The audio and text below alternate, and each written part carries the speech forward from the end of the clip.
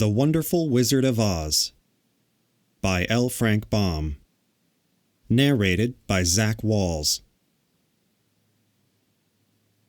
Chapter 13. The Rescue.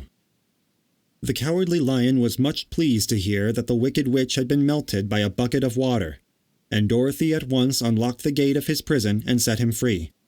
They went in together to the castle, where Dorothy's first act was to call all the Winkies together and tell them that they were no longer slaves. There was great rejoicing among the yellow Winkies, for they had been made to work hard during many years for the Wicked Witch, who had always treated them with great cruelty. They kept this day as a holiday, then and ever after, and spent the time in feasting and dancing. "If our friends the Scarecrow and the Tin Woodman were only with us," said the Lion, "I should be quite happy." "Don't you suppose we could rescue them?" asked the girl anxiously. "We can try," answered the Lion.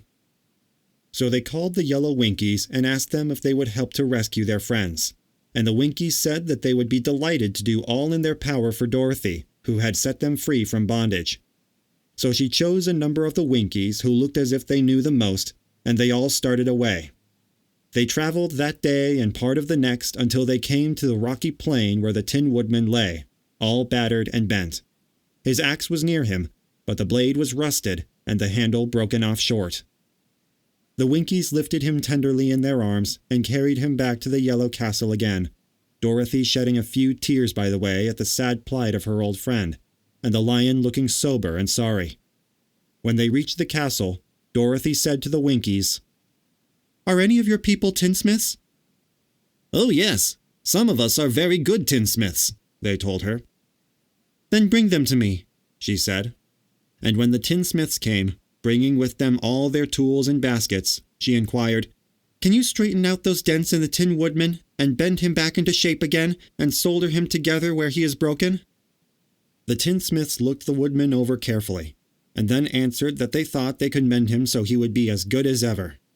So they set to work in one of the big yellow rooms of the castle, and worked for 3 days and 4 nights, hammering and twisting and bending and soldering and polishing and pounding at the legs and body and head of the Tin Woodman, until at last he was straightened out into his old form, and his joints worked as well as ever.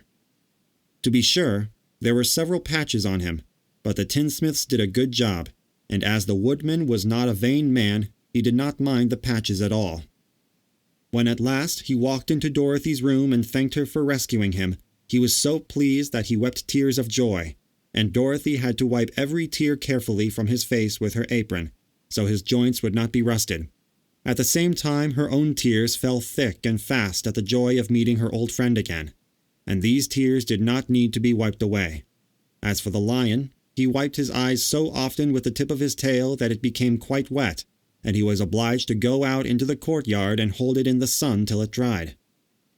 "If only we had the Scarecrow with us again," said the Tin Woodman when Dorothy had finished telling him everything that had happened, "I should be quite happy."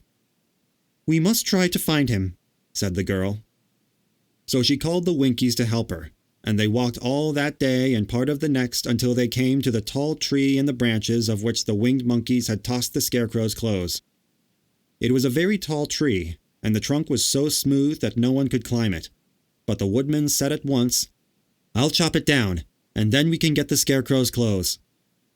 Now while the tinsmiths had been at work mending the Woodman himself, another of the Winkies, who was a goldsmith, had made an axe handle of solid gold and fitted it to the Woodman's axe instead of the old broken handle. Others polished the blade until all the rust was removed, and it glistened like burnished silver. As soon as he had spoken, the Tin Woodman began to chop, and in a short time the tree fell over with a crash, whereupon the Scarecrow's clothes fell out of the branches and rolled off on the ground. Dorothy picked them up and had the Winkies carry them back to the castle, where they were stuffed with nice, clean straw. And behold, here was the Scarecrow, as good as ever, thanking them over and over again for saving him. Now that they were reunited, Dorothy and her friends spent a few happy days at the Yellow Castle, where they found everything they needed to make them comfortable. But one day, the girl thought of Aunt Em, and said, "We must go back to Oz, and claim his promise." "Yes," said the Woodman, "at last I shall get my heart." "And I shall get my brains," said the Scarecrow joyfully. "And I shall get my courage," said the Lion thoughtfully. "And I shall get back to Kansas," cried Dorothy, clapping her hands. "Oh, let us start for the Emerald City tomorrow." This they decided to do. The next day, they called the Winkies together and bade them goodbye. The Winkies were sorry to have them go, and they had grown so fond of the Tin Woodman that they begged him to stay and rule over them in the yellow land of the West. Finding they were determined to go, the Winkies gave Toto and the Lion each a golden collar, and to Dorothy they presented a beautiful bracelet studded with diamonds. And to the Scarecrow they gave a gold-headed walking stick to keep him from stumbling. And to the Tin Woodman they offered a silver oil can inlaid with gold and set with precious jewels. Every one of the travelers made the Winkies a pretty speech in return, and all shook hands with them until their arms ached. Dorothy went to the witch's cupboard to fill her basket with food for the journey, and there she saw the golden cap.